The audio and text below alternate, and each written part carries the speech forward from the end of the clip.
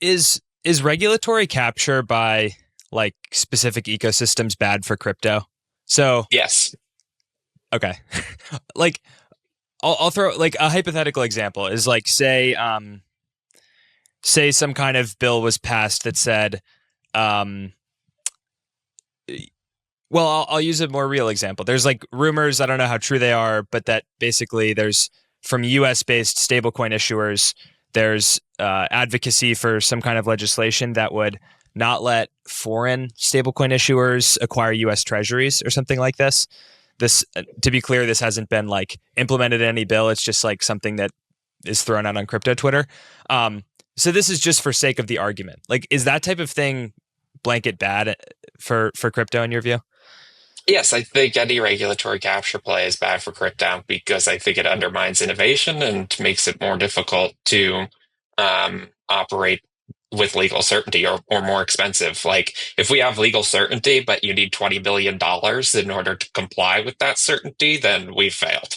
So I think I think I'm more worried about it less like with malicious intent or that kind of, scheming and more with like, okay, let's take a holistic look at what the net effect of this holistic product would be for someone trying to get into the stablecoin business, someone trying to build a new protocol and launch a token associated with it.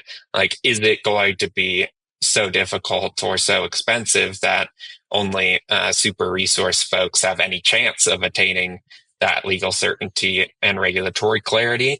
If so, I think we failed. Like, we need to ensure that there isn't a massive moat. Of course, there will be obligations to be within a regulatory framework, but it can't be so difficult that, like only the 10 biggest banks in the world can possibly afford to comply with these things.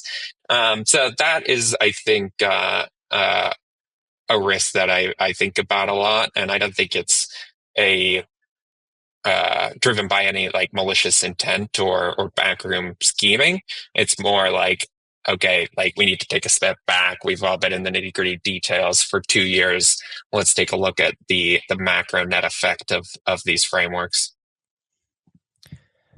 So then, is there a way that you can advocate specifically for Solana without, I guess, like falling prey to doing regulatory capture? Because, like, in the conversations we've had, you've always been strongly against this. It's not a play to sort of put down other ecosystems. But how do you thread that needle, I guess, of being a Solana specific, like we're advocating for Solana in Washington org without, say, trying to kind of benefit at the expense of competitor ecosystems?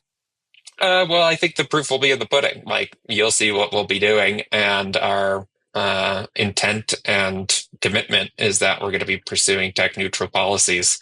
We want a level playing field with clear rules on which everyone can compete. And I think that any other outcome is suboptimal and we'll be fighting against.